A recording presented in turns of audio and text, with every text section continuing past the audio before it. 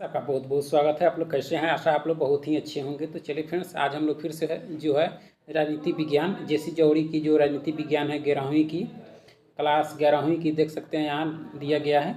इस बुक से आज हम लोग देखने वाले हैं पाठ 14 को। और यह जो है आप आज का जो टॉपिक है वह है आपके सामाजिक न्याय। क्या है? सामाजिक न्याय। तो आज हम लोग सामाजिक न्याय से जुड़े जितने भी ऑब्जेक्टिव प्रश्न दिए गए हैं उसको आज हम लोग इस वीडियो के माध्यम से देखेंगे। तो चलिए शुरू करते हैं।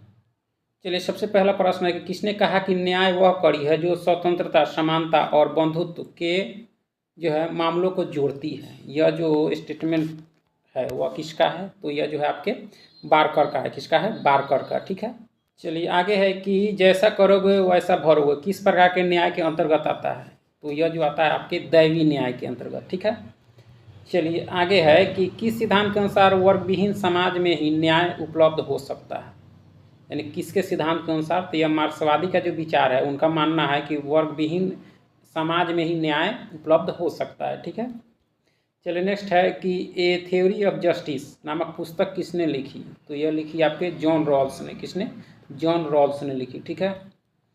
दरिद्रता निवारण किस प्रकार के न्याय के सिद्धांत का अंश है? दरिद्रता निवारण जो है किस प्रकार के न्याय के सिद्धांत का अंश है आपका? तो यह जो हो जाएगा आपका आर्थिक न्याय। क्या हो जाएगा? आर्थिक न्याय। ठीक है। किसने कहा कि अन्याय होता है जब धन की लालसा करने वाला शासक बन जाता है?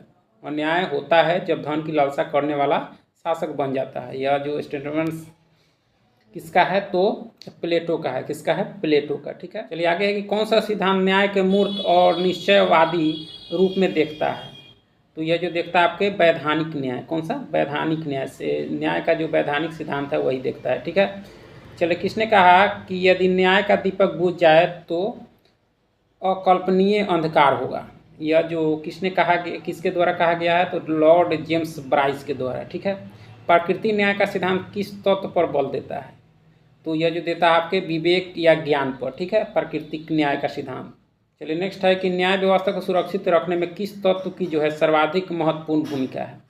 तो यह जो है आपके प्रभावी विधिक और न्यायिक व्यवस्था का। ठीक है। चलिए नेक्स्ट है कि प्लेटो के अनुसार न्याय का अर्थ है। प्लेटो के अनुसार जो है न्याय का अर्थ है। क्या है प्लेटो के अनुसार न्याय का अर्थ? तो कार्यों का विभाजन और विशेषीकरण होना। ठीक है। नेक्स्ट है कि रॉल्स के अनुसार जो है न्याय का अर्थ है कि सभी लोगों को आधारभूत वस्तुएं प्राप्त होना चाहिए, अर्थात यानी सभी को समान अधिकार, समान अवसर और कुछ आय प्राप्त हो। यह जॉन रॉल्स का न्याय सिद्धांत है। ठीक है। मार्क्सवाद के अनुसार जो है सामाजिक न्याय स्थापित हो सकता है, यानी किस समाज में? तो यह हो सकता है आपके समाजवादी समाज में। ठीक है। समाजवादी समाज में हर व्यक्ति को अपने विवेक या अंतःकरण के अनुसार जीने और काम करने का अधिकार होना चाहिए। यह जो वक्तव्य किस प्रकार के न्याय से संबंधित है? तो यह जो है आपके नैतिक न्याय के अंतर्गत इसको रखा जाएगा। ठीक है। स्वतंत्रता, समानता और न्याय को क्या किया जा सकता है? तो यह जो है आपके एक दूसरे से मिलाया जा सकता है। ठीक है। न्याय का सिद्धांत नामक पुस्तक के लेखक कौन? यानी जस्टिस ऑफ न्याय नामक पुस्तक के लेखक कौन है आपके? तो जॉन रॉल्स हैं। कौन है? John Rawls. ठीक है। नेक्स्ट है कि किसने कहा कि न्यायपूर्ण समाज वह है जिसमें परस्पर सम्मान की बढ़ती हुई भावना और अपमान की घटती हुई भावना में जो है मिलकर एक करुणा भरे समाज का निर्माण करे? यह जो कथन है वह किसका है? तो डॉक्टर भीमराव अम्बेडकर। ठीक है। चलिए आगे है कि सामाजिक न्याय का प्रमुख तत्व क्या है? सामाजिक न्याय का जो है प्रमुख तत्व क्या है आपका? तो अवसर की समानता। ठीक है। आर्थिक न्याय से क्या आशय है? आर्थिक न्याय से क्या आशय है आपका? तो आपके वर्गीय आय का जो है अंतराल कम करना, सभी को न्यूनतम आर्थिक आवश्यकताओं की पूर्ति, यही आपका आर्थिक न्याय है। ठीक है। दोनों हो जाएगा। इस लैटिन शब्द से जो है जस्टिस अर्थात न्याय शब्द की उत्पत्ति हुई है। तो जस से हुई है। किससे हुई है? जस। जिसका अर्थ क्या होता है? यानी बांधना या यानी बंधन। ठीक है। एक दूसरे से जुड़ना। चलिए किस न्याय द्वारा जो है निर्धारण होता है कि क्या ठीक है और क्या गलत है? इसके किस न्याय के द्वारा यह होता है? तो नैतिक न्याय के द्वारा। ठीक है। किसके अनुसार न्याय बलवान का हित नहीं बल्कि जो है मानव की आत्मा का गुण है? यह जो कथन है वह किसके अनुसार है आपका? तो प्लेटो के अनुसार। ठीक है। किसने कहा कि न्याय बलवान का हित नहीं बल्कि मानव की आत्मा का गुण है? ये प्लेटो का है। ठीक है। वितरणात्मक न्याय की नींव किसने तैयार की? तो यह जो की गई थी किसके द्वारा?